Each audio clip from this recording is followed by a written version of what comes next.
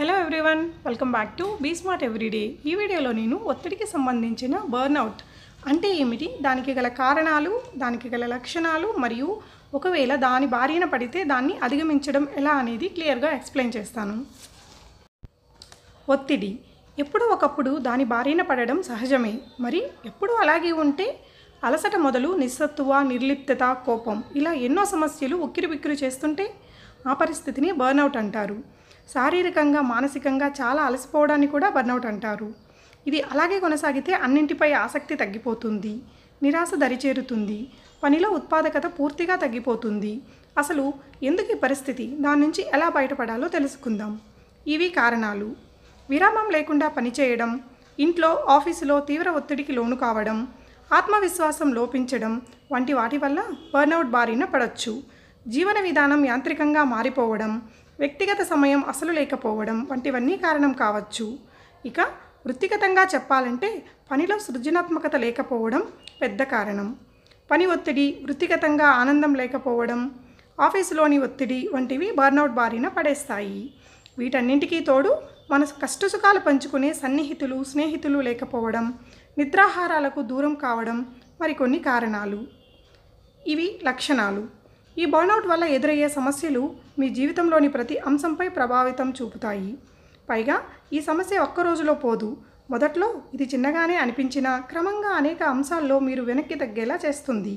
దీనిని మొగ్గు దశలోనే తుంచేయడం మంచిది. మరి దాని లక్షణాలు ఎలా ఉంటాయంటే, ఎప్పుడూ నిస్సహాయంగా ఏదో ఒకటి కోల్పోయినట్లు ఆలోచించుకుంటూ ఉండిపోవడం, అకారణంగా అలసట, పనిపై ఆసక్తి తగ్గడం, తరచూ తలనొప్పితో పాటు ఏదో ఒక అనారోగ్యంతో బాధపడడం, వేళకు నిద్రపోకపోవడం, ఆత్మవిశ్వాసం కోల్పోవడం, ఓడిపోతామనే భయం, దినచర్య అదుపు తప్పడం, ఉద్వేగాలను నియంత్రించుకోలేకపోవడం వంటి లక్షణాలు కనిపిస్తుంటే అప్రమత్తం కావడం మంచిది. ఒకవేళ మీలో ఇలాంటి సంకేతాలు కనిపిస్తుంటే బర్న్అవుట్ మిమ్మల్ని మరింత దెబ్బతీయక ముందే దాని నుంచి బయటపడడం మంచిది. సమస్యకు తగినట్లుగా జీవనశైలిలో మార్పులు చేసుకోవడం ఎంతైనా అవసరం. ఇప్పుడున్న ఉద్యోగంలో మీకు ఎక్కువగా నచ్చేది, మిమ్మల్ని ఇతరుల నుంచి భిన్నంగా చూపించేదేదో గుర్తించండి. పనిలో ఎంత క్రియాశీలకంగా ఉన్నారో, ఎంత సృజనాత్మకంగా ఆలోచిస్తున్నారో గమనించుకోండి. ఒకప్పటి విజయాలు గుర్తు చేసుకుని అలాంటివి మళ్ళీ సాధించేందుకు ప్రయత్నించండి. ఆత్మవిశ్వాసం పెంచుకునేందుకు ప్రయత్నించాలి. ఆహార్యంలో మార్పులు మొదలుకొని నైపుణ్యాలు మెరుగుపరుచుకునేందుకు సిద్ధం కండి. సదా చిరునవ్వుతో ఉండండి. ఎంత పని ఉన్నా సరే స్నేహితులు, కుటుంబ సభ్యులు, బంధువులతో గడిపే సమయాన్ని కల్పించుకోండి. దీనివల్ల మొదట ఒత్తిడి చాలా మటుకు అదుపులోకి వస్తుంది. ఇదే సూత్రాన్ని పని వాతావరణానికి కూడా అన్వయించుకోవాలి. సహోద్యోగులతో సత్సంబంధాలు పెంచుకోండి. వాళ్ళ నుంచి పనిలో సాయం కోరడమే కాదు, అవసరమైనప్పుడు మీరు అందుబాటులో ఉండేందుకు ప్రయత్నించండి. మీకున్న చాలా సమస్యలు తగ్గుతాయి. మీ వల్ల సాధ్యం కాని పనులకు నిర్మోహమాటంగా కాదు అని చెప్పడం అలవాటు చేసుకోవాలి. ఎన్ని పనులున్నా సరే రోజు కనీసం అరగంట వ్యాయామం చేయాలి. అలాగే ధ్యానం, శ్వాస సంబంధిత వ్యాయామాలు రోజంతా చురుగ్గా ఉంచుతాయి. వేళకు నిద్రపోవడం, పోషకాహారం తీసుకోవడం వల్ల కూడా మార్పు ఉంటుంది.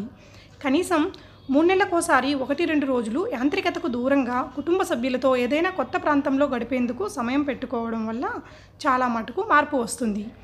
ఈ వీడియో మీకు తప్పకుండా ఉపయోగపడుతుంది అనుకుంటున్నాను. ఒకవేళ మీకు నచ్చితే లైక్ చేసి షేర్ చేయండి. ఈ ఛానల్ని సబ్స్క్రైబ్ చేసుకుని పక్కనే ఉన్న బెల్ ఐకాన్ని యాక్టివేట్ చేసుకోండి. Thank you for watching.